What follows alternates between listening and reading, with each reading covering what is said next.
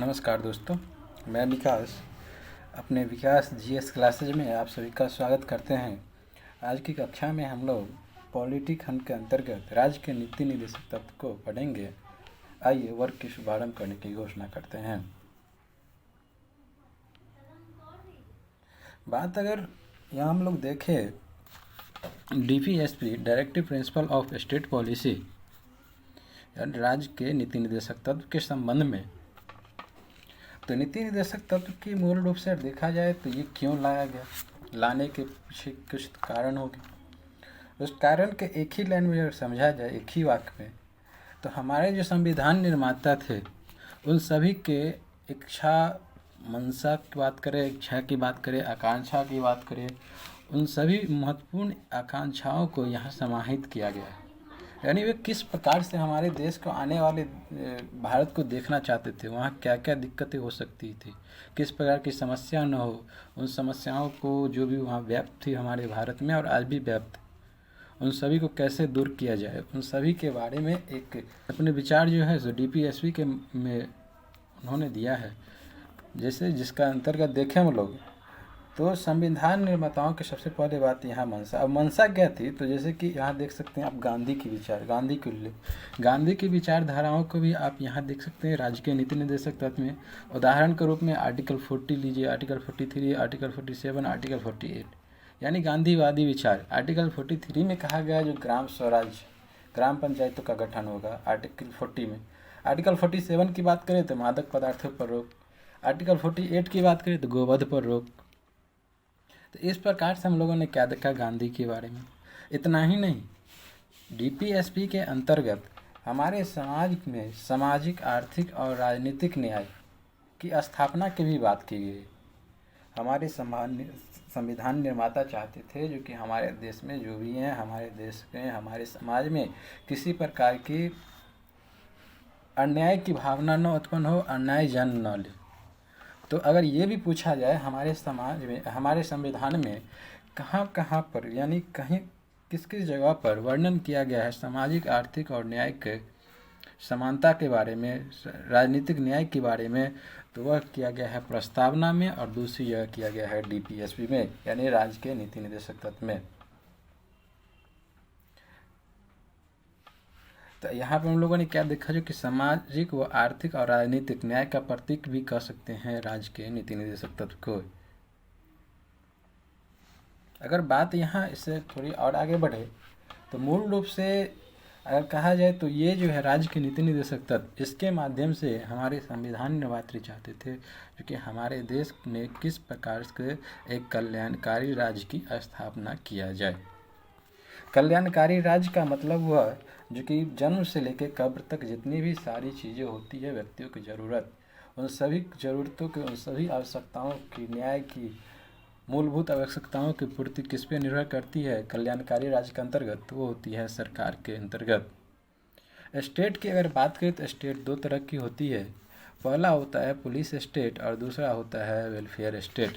Police state की बात करें तो वहाँ सिर्फ लॉ एंड ऑर्डर मेंटेन होगा और रेवेन्यू कलेक्ट करने का मूल रूप से कार्य होती है पुलिस स्टेट के अंतर्गत। लेकिन वेलफेयर स्टेट यानी कल्याणकारी राज्य की बात करें तो कल्याणकारी राज्य के अंतर्गत एक ही लाइन में समझे जो कि व्यक्तियों की जन्म से लेकर कब्र तक, यानी इस बीच की कड़ी में जितने भी विकास के लिए, व्यक्तियों की न्याय के लिए, विकास के लिए जो भी मूलभूत आवश्यकता की जरूरत पड़ेगी, उन सभी आवश्यकताओं की पूर्ति किसके द्वारा की जाती है, तो मुख्य रूप से सरकार के द्वारा की जाती है।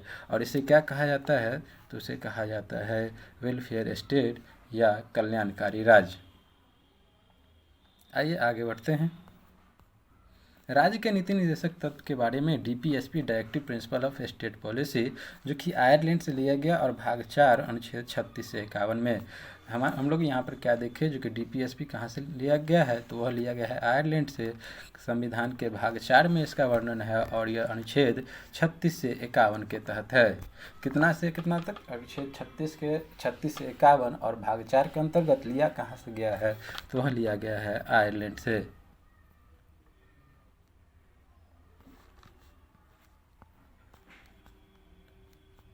आगे यहाँ देखें राज्य के नीति निर्देशक तत्व के बारे में, तो राज्य के नीति निर्देशक तत्व संविधान निर्माताओं के द्वारा राज्य को दिए गए वे सकारात्मक निर्देश, इनके द्वारा तो संविधान निर्माताओं के द्वारा दिए गए वे सकारात्मक निर्देश है जिनका पालन नीति निर्माण के दौरान किया जाना जरूरी है।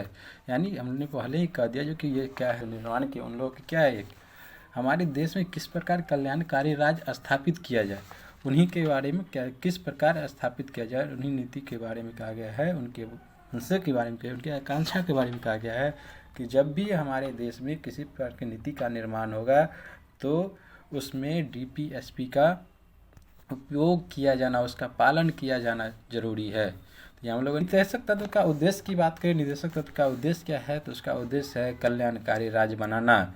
निर्देशक तत्व का क्या उद्देश्य है, डीपीएसपी का उद्देश्य है कल्याणकारी राज्य की बनाना। और कल्याणकारी राज्य क्या होता है, तो ऐसे देश से है, कल्याणकारी राज्य का उद्देश्य ऐसे देश से है जिसमें सरकार जनता के, जिसमें सरकार क्या करती है, जनता के सभी वर्ग विशेषकर वंचित वर्ग के कल्याण का कार्य करती है। कल्याणकारी राज्य का मतलब क्या, कल्याण करना किसका, एक ऐसे देश जहां सरकार क्या करती है, जनता की जो भी हमारे देश में जनता है उस देश की जनता क्या करे, कल्याण की कार्य करे। विशेषकर कौन से देश, विशेषकर कौन से वर्ग, तो जो वंचित वर्ग हैं उस वंचित वर्ग के कल्याण की कार्य करती है। अब देखिए इसी के अंतर्गत आगे बढ़ते हुए अब हम लोग एक एक करके सभी आर्टिकल को पढ़ेंगे। आइए देखते हैं सबसे पहले आर्टिकल 36 के बारे में। आर्टिकल 36 की यहाँ बात करें तो आर्टिकल 36 में क्या दिया गया है, राज्य की परिभाषा। राज्य की परिभाषा क्या होती है, यहाँ दिया हुआ राज्य की परिभाषा और सेम एज आर्टिकल 12, यानी जो आर्टिकल 12 में दिया गया वही सेम टू सेम आर्टिकल 36 में, यानी कि जो राज्य की परिभाषा आर्टिकल 12 में दिया गया है वही परिभाषा यहाँ पे होगा आर्टिकल 36 में। आर्टिकल 12 की यहाँ पर समझ ले तो बाकी सी बात है, और 12 और 36 देखे तो क्यों ना पहले 12 को ही समझ ले जो कि भाग 3 के अंतर्गत है। आर्टिकल 12 में और आर्टिकल 36 के अंतर्गत दोनों के माध्यम से कहा गया है जो कि राज्य वह है वे सभी संस्थाएँ जिनकी स्थापना क्या करती है, सरकार करती है। वे सभी संस्थाएं हमारे देश की, हमारे भारत की वे सभी संस्थाएं जिसकी क्या करती है, स्थापना सरकार करती है। पहली बात क्या हुई, तो वे सभी संस्थाएं जिनकी स्थापना क्या करती है, सरकार करती है, स्थापना सरकार करती है। और दूसरी बात क्या है, वे सभी संस्थाएं जो सरकार से प्रत्यक्ष या अप्रत्यक्ष रूप से क्या करती है, सहयोग प्राप्त करती है। तो राज्य की परिभाषा हम लोगों ने क्या देखा, पहला तो वे संस्थाएं जिसकी स्थापना सरकार करती है, और दूसरा हम लोगों ने क्या देखा, वे संस्थाएं जिनकी क्या करती है, जो सरकार से क्या करती है, प्रत्यक्ष या अप्रत्यक्ष रूप से सहयोग लेती है, उन सभी संस्थाओं को क्या कहा जाता है, तो राज्य कहा जाता है। तो राज्य की परिभाषा हम लोगों ने क्या देखा, आर्टिकल 36 के अंतर्गत जो कि वे सभी संस्थाएं जिनकी स्थापना सरकार करती है, पहली बात। और दूसरी बात हम लोगों ने देखा वे संस्थाएं जो सरकार से प्रत्यक्ष या अप्रत्यक्ष रूप से क्या करती है, सहयोग लेती है, उन सभी संस्थाओं को क्या कहा जाता है, उन सभी संस्थाओं को राज्य कहा जाता है।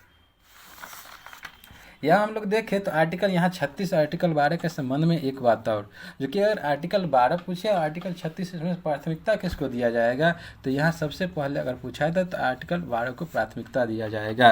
दोनों तो है राज्य की परिभाषा, लेकिन एक बात यहाँ पे क्यों इसलिए दिया जाएगा, क्यों दिया जाएगा आर्टिकल 12 को प्राथमिकता, क्योंकि संविधान में साफ साफ लिखा गया है जो कि भाग 4 में वही अर्थ है आर्टिकल यानी राज्य की परिभाषा का, आर्टिकल 36 का संविधान में वही अर्थ है जो संविधान के भाग 3 के आर्टिकल 12 में लिखा है। जो संविधान के भाग 3 के आर्टिकल भाग 3 क्या है, मूल अधिकार, यानी जो संविधान के भाग 3 में जो वर्णित है मूल अधिकार, तो वो भाग 3 में भाग 3 के जो आर्टिकल 12 में जो लिखा गया है जो अर्थ है राज्य की परिभाषा का, वही परिभाषा क्या होगी आर्टिकल 36 में। तो इस प्रकार प्राथमिकता किसको दिया जाएगा, आर्टिकल अगर दोनों रहें तो ऑप्शन और नंबर दोनों यानी आर्टिकल 36 भी सही होगा, लेकिन आर्टिकल 12 में लेकिन कोई पूछे जो कि आर्टिकल 12 भी है आर्टिकल 36 दोनों में से प्राथमिकता किसको दिया है, तो आर्टिकल 12 को दिया जाएगा, क्योंकि संविधान में साफ साफ लिखा है भाग 4 में क्या, तो भाग 4 में वही अर्थ होगा जो भाग 3 के आर्टिकल 12 में लिखा गया है। अब बात करें आर्टिकल 37 के बारे में, राज्य के नीति निर्देशक तत्व शासन में मूलभूत है लेकिन वह अपरिवर्तनीय है। यहाँ पर दो शब्द आ रहा है, पहला तो मूलभूत और दूसरा अपरिवर्तनीय, लेकिन वे यानी राज्य के नीति निर्देशक तत्व जो है क्या है, तो वह मूलभूत है, यानी इसे लागू करना ही पड़ेगा, नीति जब आप बनाएंगे, सरकार से ये सीधा दिया जा रहा है निर्देश, जब आप कोई भी तरह का नीति निर्माण करेंगे हमारे देश के अंदर, तो यह मूलभूत की तरह है। आर्टिकल 37 में लिखा हुआ है जो कि आपको डीपीएसपी को लाना ही पड़ेगा किसी न किसी रूप में उस नियम के, उस कानून के अंतर्गत, और इसे परिवर्तनीय नहीं है, अर्थात वाद योग्य नहीं है। आर्टिकल बात करें 38(1) की। 38(1) में कहा गया है सामाजिक, आर्थिक और राजनीतिक न्याय से परिपूर्ण व्यवस्था को स्थापित करना, यानी कि एक ऐसा व्यवस्था करना हमारे समाज के अंदर जहाँ पर क्या हो, तो सामाजिक न्याय भी हो, आर्थिक न्याय भी हो और राजनीतिक न्याय की भी, तीनों न्याय, सामाजिक, आर्थिक और राजनीतिक न्याय की व्यवस्था को स्थापित करता हो, ऐसे न्याय हमारे समाज के अंदर लागू करना है। तो 38(1) में क्या है, तो सामाजिक, आर्थिक और राजनीतिक न्याय से परिपूर्ण व्यवस्था को स्थापित करना है। 38(2) की बात करें तो आय की असमानता, प्रतिष्ठा, सुविधा, अवसर की असमानता को कम करना। क्या करना है, तो आय की असमानता, मान के चलिए किसी के पास खूब बहुत रुपये हो गए लेकिन कोई गरीब है, तो वहाँ पे क्या हो गई, जो कि आय की असमानता, तो सरकार क्या करेंगे, एक ऐसे नियम लागू करेंगे जैसे कि दोनों में समानता लाया जा सके। तो आय की समानता लाया जा सके, यानी कि असमानता को क्या करना, दूर करना। दूसरा, प्रतिष्ठा के मामले में, सुविधा के मामले में और अवसर के मामले में, जो भी प्रतिष्ठा, सुविधा और अवसर, यानी इस चारों में जो असमानता फैले हैं, उस असमानता को क्या करना, कम करना है। बात करें आर्टिकल 39(1) की, तो स्त्रियों और पुरुषों के बीच आजीविका के पर्याप्त साधन उपलब्ध करवाना। हमारे समाज के अंदर क्या करना है सरकार को, तो आजीविका के लिए पर्याप्त साधन, यानी आजीविका देना है। क्या करना है, तो आजीविका प्रदान करना है लोगों में, स्त्रियों और पुरुषों में। इसका वर्णन कहाँ है, तो 39(a) में। बात करें 39(b) की, तो देश के संसाधनों का जनहित में प्रयोग करना। देश में जो भी संसाधन है, संसाधनों को क्या करना है, तो लोगों के लिए उपयोग में लाना है। तो देश के संसाधनों को क्या करना है, जनहित में प्रयोग। 39(c) की बात करें तो उत्पादन के साधनों का विकेंद्रीकरण, यानी केंद्रीकरण नहीं करना है, सेंट्रलाइजेशन नहीं करना है।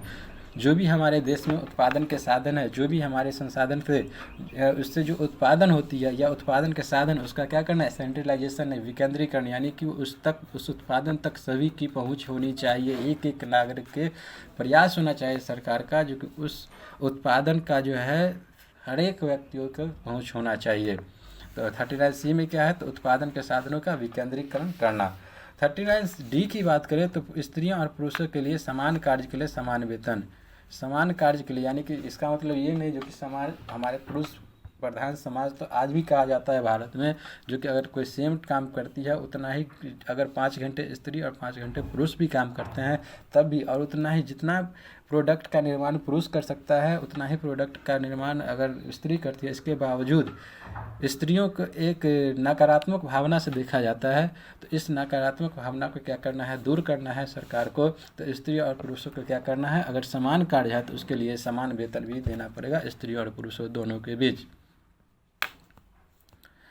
आर्टिकल 39(e) की बात करें, नागरिकों की स्वास्थ्य की रक्षा करना, यानी नागरिक किस प्रकार स्वस्थ रहे, खास करके बच्चा और टीनेजर। एक ऐसा कार्य नहीं कराना है जिससे कि नागरिकों के स्वास्थ्य पर नुकसान पहुंचे। तो नागरिकों के स्वास्थ्य की रक्षा करना है, आर्टिकल 39(e) में कहा गया है। आर्टिकल 39(f) की बात करें तो बचपन और यौवन को शोषण से बचाना है। बचपन और यौवन को शोषण से बचाना, यानी एक प्रकार का ऐसा वातावरण विकसित करना है समाज के अंदर, हमारे देश के अंदर, जिससे क्या हो, तो बचपन और यौवन का शोषण नहीं किया जा सके। तो इस प्रकार हम लोग देखें तो संविधान का सबसे महत्वपूर्ण, संविधान में अगर कहें डीपीएसपी में सबसे महत्वपूर्ण अनुच्छेद कौन सा है, तो उसको मेरे अंदाज से और सबसे महत्वपूर्ण माना जाए तो 39 है। 39 क्यों है, क्योंकि इसमें आजीविका की बात हो, संसाधनों तक पहुंच की बात हो, विकेंद्रीकरण की बात हो, समान कार्य के लिए समान वेतन की बात हो और स्वास्थ्य की बात हो। जो भी मुख्य रूप से किसी व्यक्ति को जीवन जीने के लिए, एक गरिमापूर्ण जीवन जीने के लिए जो भी महत्वपूर्ण आवश्यकताएं होती है, उन सभी आवश्यकताओं की पूर्ति करने की बात कहा गया है आर्टिकल 39 के तहत। तो 39(a) में हम लोगों ने क्या देखा, जो कि आजीविका के पर्याप्त साधन, स्त्री पुरुष को क्या करना है, आजीविका प्रदान करेगा। बी में कहा गया है जो कि संसाधन को क्या करना है, जितने भी संसाधन को जनहित के प्रयोग में लाना करना। सी में कहा गया उत्पादन के साधनों का विकेंद्रीकरण। डी में देखें जो कि समान कार्य के लिए समान वेतन। और ई में देखें जो कि नागरिकों की स्वास्थ्य की क्या करेगी सरकार, रक्षा करेगी। और एफ में देखें जो कि बचपन और यौवन को शोषण से बचाएगा। आर्टिकल 39A की बात करें,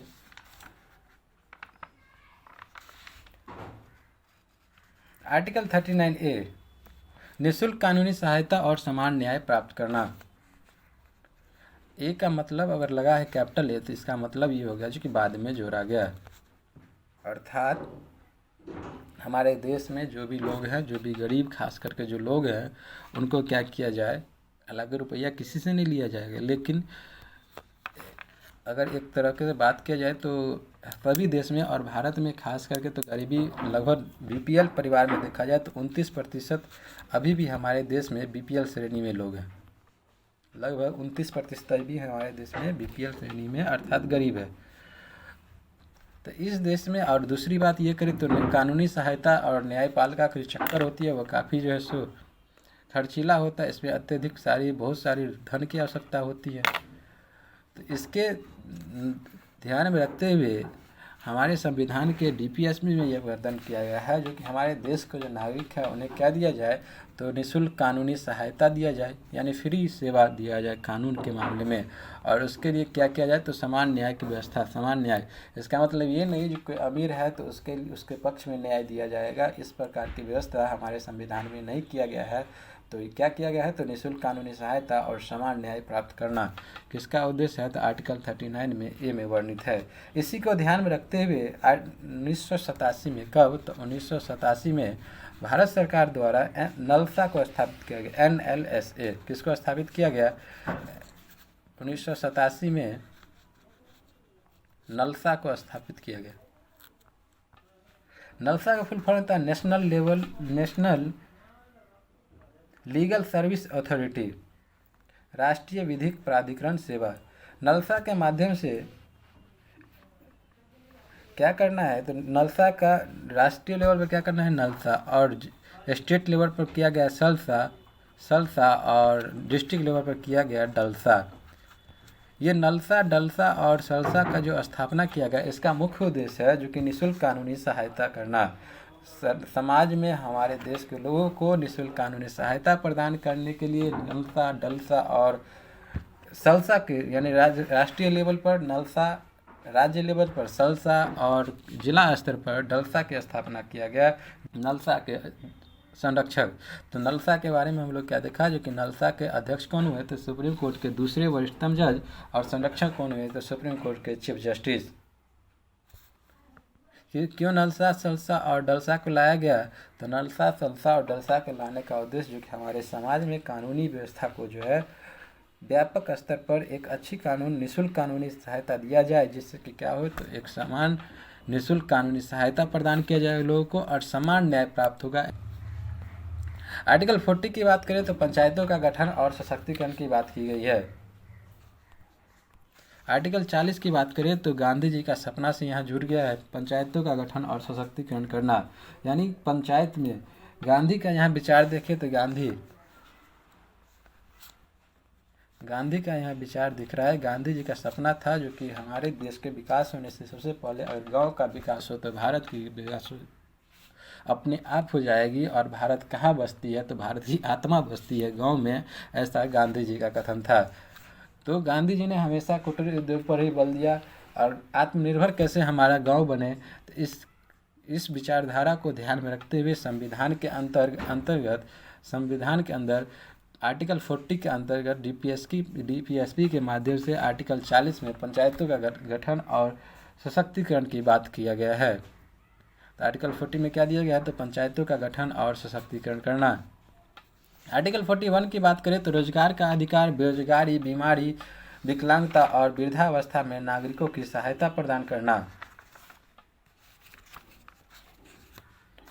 क्या देगी तो आर्टिकल 41 में सरकार रोजगार यानी काम देगा।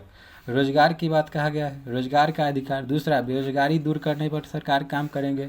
बीमारी और उसके बाद विकलांगता यानी दिव्यांग और वृद्धावस्था में नागरिकों को सहायता देना, यानी जो भी लोग हमारे देश में बेरोजगार होंगे, जो बीमार होंगे, दिव्यांग या विकलांग होंगे और जो वृद्धावस्था में होंगे, जिनकी बूढ़े हो गए, उन सभी लोगों के लिए क्या करना है, तो एक अच्छी व्यवस्था समाज के अंदर लाना है। बेरोजगार के लिए रोजगार देंगे, बीमारों की देखभाल करेंगे सरकार, विकलांग जो लोग हैं उनके लिए भी सरकार विभिन्न प्रकार की योजना और के माध्यम से सभी सुविधाओं को उन्हें देंगे। और वृद्धावस्था में भी अगर कोई व्यक्ति और वृद्धावस्था में है तो उनकी देख रेख भी सरकार करेगी। तो आर्टिकल 41 में क्या है, तो काम रोजगार यानी कि रोजगार, बेरोजगारी, बीमारी, विकलांगता और वृद्धावस्था में नागरिकों को क्या करना है, तो सहायता प्राप्त करना है। लेकिन बात करें 42 में, तो न्याय की काम की न्याय संगत दशाएं और महिलाओं को प्रसूति सहायता प्रदान करना है। काम की न्याय संगत दशाएं यानी काम जो देंगे, पहले तो आर्टिकल 41 में क्या देगा, तो जो बेरोजगार है मान के चलिए उसको रोजगार देगा, तो रोजगार यानी काम तो मिल गया। लेकिन 42 में क्या है, जो कि काम ऐसा काम मिलेगा जो कि उनके लिए गरिमापूर्ण काम हो। जिस बेरोजगार को आप रोजगार दे रहे हैं, जो काम दे रहे हैं, उसके लिए क्या होता है, इसके लिए गरिमापूर्ण काम हो। ऐसा नहीं जो कि उसका काम है 5 घंटा करने का तो उसको हम 10 घंटा खटा रहे हैं, ऐसा काम नहीं दिया जाएगा। यानी कि न्याय संगत काम दिया जाएगा। महिलाओं की क्या होगी, तो प्रसूति सहायता दिया जाएगा। जो महिला जो कि बच्चे को जन्म देने वाले होंगे, प्रसूति होंगे, उनको एक बिल्कुल जो उसके लिए आवश्यक समय निर्धारित किया गया। हमारे देश में सभी राज्य के द्वारा और केंद्र सरकार के द्वारा भी छुट्टी के विभिन्न तरीके हैं। कहीं 2 महीने की है तो कहीं 45 दिन की भी छुट्टी दी जाती है। तो महिलाओं को जो प्रसूति सहायता भी प्रदान करना और काम में न्याय संगत दशाएं को देना है। तो आर्टिकल 42 में क्या है, तो काम की न्याय संगत दशाएं और महिलाओं को प्रसूति सहायता देना। आर्टिकल 43 की बात करें तो मजदूरों के लिए निर्वाह मजदूरी प्रदान करना और कुटीर उद्योग का विकास करना है। क्या करना है, तो मजदूरों को क्या करना है, निर्वाह मजदूरी प्रदान करना, यानी कि एक अच्छी खासी उसको मजदूरी देना है, रुपया देना। और क्या करना, कुटीर उद्योग का विकास करना। तो आर्टिकल 41 में क्या देखें, जो कि काम देगा सरकार, क्या करेगी, बेरोजगार को और जो रोजगार देने का काम करेंगे, बेरोजगार रहेंगे उनको भी, बेरोजगारी हो या जो भी लोग हो, दिव्यांग हो, सभी लोग क्या करेंगे, एक अच्छी खासी जीवन यापन करने के लिए विभिन्न सुविधाएं देंगे। और जो बेरोजगार हैं उन्हें क्या देंगे, रोजगार। 42 में हम लोगों ने क्या देगा, जो 41 में काम तो दे दिया, लेकिन बात करें 42 में, तो 42 में कहा गया है जो कि एक ऐसा काम देंगे जिससे कि उन्हें के लिए मानवोचित एक ऐसा काम देंगे जो कि उसके लिए क्या हो, तो उसके लिए न्याय संगत हो। जो कि बच्चे अगर मान के चलिए जो कि उसका काम करने की क्षमता है 10 घंटे या 5 घंटे, तो उसे 5 घंटे ही काम कराया जाए। ये नहीं जो कि 24 घंटे काम करो, 10 घंटे काम करो, जिससे कि उसके शरीर के लिए नुकसान हो। तो ऐसा काम नहीं। तो क्या करेंगे, आर्टिकल 41 में क्या देखे, जो कि काम देने की बात की गई। 42 में क्या कहा गया, जो कि 41 में तो काम दे दिया, 42 में कहा गया जो कि अच्छी काम देंगे। क्या करेंगे, 42 में एक बढ़िया काम देंगे और उनको शरीर की क्या करें, रक्षा की। जैसे कि प्रसूति के लिए कहा गया, जो कि विशेष प्रकार की जो प्रसूति, जो बच्चे को जन्म देने वाली महिलाएं होंगी, उनके स्वास्थ्य की भी पूरी तरीके से क्या किया जाए, तो रक्षा किया जाएगा। और तीसरा देखें 43 में क्या है, तो निर्वाह मजदूरी, यानी कि उसके बाद क्या हो, न्याय संगत काम मिल गया तो उसके बाद क्या, काम के बदले उसको एक उचित रुपया भी, उचित मजदूरी भी दिया जाएगा। और हमारे देश के अंदर कुटीर उद्योग का विकास भी किया जाएगा, जिससे कि लोगों को रोजगार मिल सके।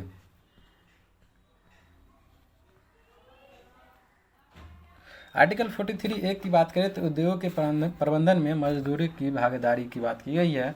आर्टिकल 43A में मजदूरों का क्या करना है, तो मजदूरों की भागीदारी को बढ़ाना है।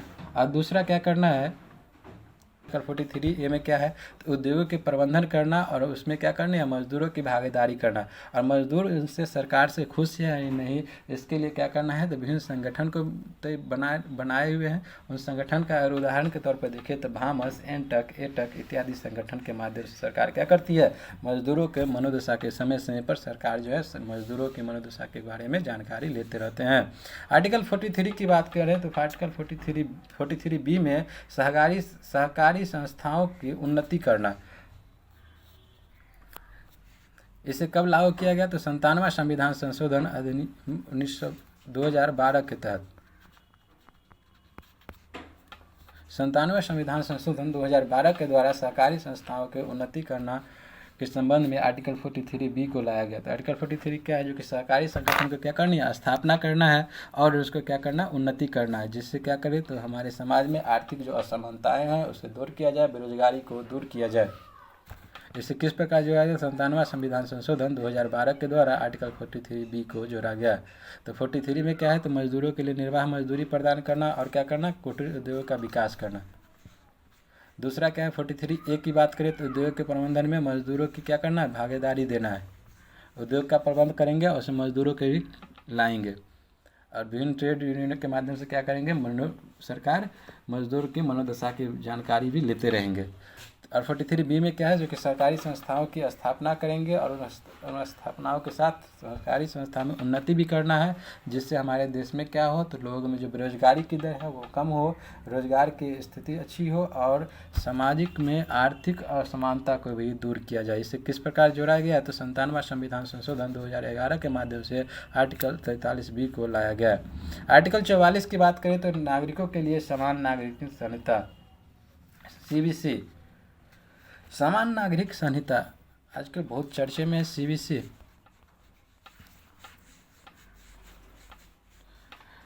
आर्टिकल 44 नागरिकों के लिए समान नागरिक संहिता।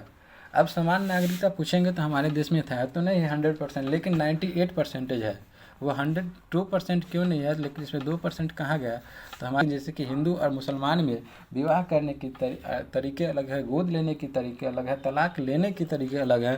तो इस प्रकार हम लोगों ने क्या देखा? जो कि विवाह तलाक और गोद, इन सारी जो कुछ और भी अन्य सारे हैं, इन सभी में क्या होती है? जो कि कानून अलग हो जाती है, यानी समान कानून नहीं है। तो इस प्रकार हम लोग ने क्या देखा? जो 2% के अंदर CBC लागू नहीं होता, लेकिन 98% क्या है? एक समान ही है। 100% क्यों नहीं लागू किया जाए? तो जिस समय आज़ादी हम लोगों को मिली थी भारत को, उस समय संविधान में जो थे, संविधान सभा में जो मौजूद थे अल्पसंख्यक समुदाय के लोग, उन्होंने कहा जो कि समाज में अभी गरीबी बहुत है, अशिक्षा बहुत है, जागरूकता की कमी है, बहुत अत्यधिक मात्रा में जागरूकता नहीं, यानी जागरूकता की अत्यंत कमी है और मैच्योरिटी नहीं है। यानी समाज के अंदर, हमारे समाज में गरीबी अत्यधिक थी, अशिक्षा थी, जागरूकता की कमी थी और मैच्योरिटी उतनी नहीं थी, जिस कारण क्या किया गया? उस समय वर्तमान समय क्या किया गया? संविधान निर्माण के समय CBC को 100% लागू नहीं किया गया, यानी समान नागरिक संहिता 100% लागू नहीं किया गया। इसको ये कहा गया जो कि भविष्य में जब गरीबी कम होगा, शिक्षा का स्तर बढ़ेगा, लोगों की मनोदशा अच्छी होगी और जागरूकता बढ़ेगा, तब 100% कर दिया जाएगा। यानी विवाह तलाक और गोद लेने की जो प्रक्रिया है वह भी हिंदू में भी एक ही होगा, मुस्लिम में भी एक ही होगा और ईसाई में जो भी हैं उन सभी में एक ही तरीके से गोद भी लेंगे, शादी भी होंगे, तलाक भी होंगे और विभिन्न सारी जो भी 2% के अंतर्गत, तब क्या हो जाएगी? 100% CBC लागू करेंगे। किसके द्वारा कहा गया? तो अल्पसंख्यक समुदाय के द्वारा। तो आर्टिकल 44 में क्या है? समान नागरिक संहिता की बात की। यहाँ अगर समान नागरिक संहिता की बात किया गया, CBC की बात करें तो यहाँ हम लोग 2 केस के भी जानते हैं, सायरा बानो केस और शाह बानो केस। शाह बानो केस 1985 की ध्यान में दे। शाह बानो केस के मामले में सुप्रीम कोर्ट ने क्या कहा? शाह बानो जो एक महिला थी, उनको लगभग 65 से 67-68 वर्ष की उम्र में उनके पति के द्वारा क्या किया गया? उन्हें छोड़ दिया गया, यानी तलाक दे दिया गया। शाह बानो को क्या किया गया? उसके पति के द्वारा उसको छोड़ दिया, तलाक दिया गया।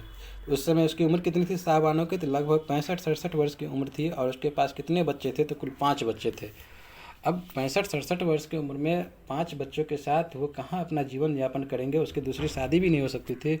और मुस्लिम कानून के अनुसार यहाँ पे कहा गया है जो कि तलाक दे कोई तो लगभग 100 दिन तक पति ही उसका खाना पीना देगा और लगभग 90 से 100 दिन के बाद पति का उस पर से पति खाना पीना भी देना बंद कर देगा। तो इस मामले में शाह बानो केस में, जो 1985 में शाह बानो केस हुआ, इसमें सुप्रीम कोर्ट ने फैसला देते हुए कहा जो कि मुस्लिम महिलाओं को भी क्या है? जो कि तलाक लेने का अधिकार है और इन्हें भी जीवन भर भरण पोषण के लिए भत्ता मिलना चाहिए। क्या कहा गया? जो कि कोर्ट ने कहा जो कि पति के द्वारा मुस्लिम महिलाओं को भी जीवन भर क्या करना चाहिए? भरण पोषण के लिए भत्ता, जो उपयुक्त भत्ता हो उसे मिलना चाहिए और मुस्लिम महिलाओं को भी तलाक लेने का अधिकार है। इससे भी हम लोग देखते हैं जो कि समान नागरिक संहिता आर्टिकल 40 के नज़दीक। और दूसरा केस की बात करें तो वह है सायरा बानो केस, जो कि जिसका फैसला 22 अगस्त 2017 को निर्णय दिया गया। सायरा बानो और वर्सेस यूनियन ऑफ इंडिया के बीच। इसमें अगर बात करें वो 3 तलाक के मुद्दे की बात है जो कि काफ़ी चर्चा में रहा था। इसके माध्यम से ये कहा गया, तो सबसे पहले देखें मुस्लिम में 3 तरह की तलाक होती है, तलाक हसन, तलाक अहसन और तलाक बिद्दत। तलाक बिद्दत की ही यहाँ चर्चा की गई है, जिसे कि 3 तलाक कहते हैं। तलाक बिद्दत की बात करें तो मुस्लिम में बिगड़ा हुआ तलाक का रूप भी कहा गया है। मुस्लिम में क्या कहा गया, तो बिगड़ा हुआ तलाक का रूप। इसमें निर्णय देते हुए कहा गया, यानी केंद्र सरकार ने लगभग 22 अगस्त 2017 को ही ये Saira Bano versus union of India case के माध्यम से कहा, जो कि भारतीय संविधान के खिलाफ है 3 तलाक। तलाक के बिद्दत जो है वो क्या है, अर्थात 3 तलाक भारतीय संविधान के खिलाफ है और इस्लाम के मूल सिद्धांत के भी खिलाफ है। क्या निर्णय देते हुए कहा सायरा बानो केस में, तो पहला निर्णय क्या दिया सुप्रीम कोर्ट ने, यह 3 तलाक की बात है, यह क्या है 3 तलाक, जो कि भारतीय संविधान के खिलाफ है और इस्लाम के मूल सिद्धांत के भी खिलाफ है 3 तलाक, यानी तलाक के बिद्दत। तो इस तरीक़ा से इन दोनों के शाह बानो केस और सायरा बानो केस के माध्यम से भी कहीं ना कहीं हम लोग देखते हैं जो कि आर्टिकल 44 की ओर ही ले जाया जा रहा है, CBC समान नागरिक संहिता। और आर्टिकल 45 की बात करें तो 6 वर्ष से कम आयु की जो बच्चों की है उसकी बाल्यावस्था की देखरेख तथा शिक्षा का प्रबंध करना। सरकार क्या करेंगे, 6 वर्ष की जो 0 से 6 यानी 6 वर्ष से कम उम्र के जो भी बच्चे होंगे उनकी बाल्यावस्था को क्या करेंगे, देखरेख करेंगे और शिक्षा का भी प्रबंधन करेंगे। अगर बात करें यहाँ 86वें संविधान की एक बार कर लेते हैं, तो 86वें संविधान संशोधन से पूर्व क्या लिखा गया था यहाँ DPSP के अंतर्गत, जो कि 6 से 14 वर्ष तक के जो बच्चे हो गए इससे शिक्षा का अधिकार जो है,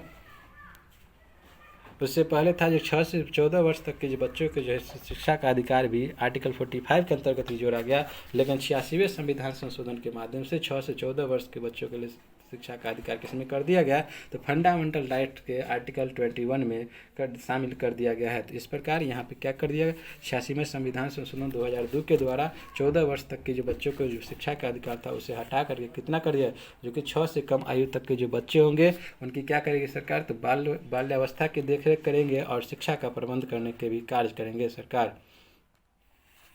इस प्रकार आज की वर्ग की समाप्ति करने की घोषणा यहीं पर करते हैं। मैं विकास, जय हिंद।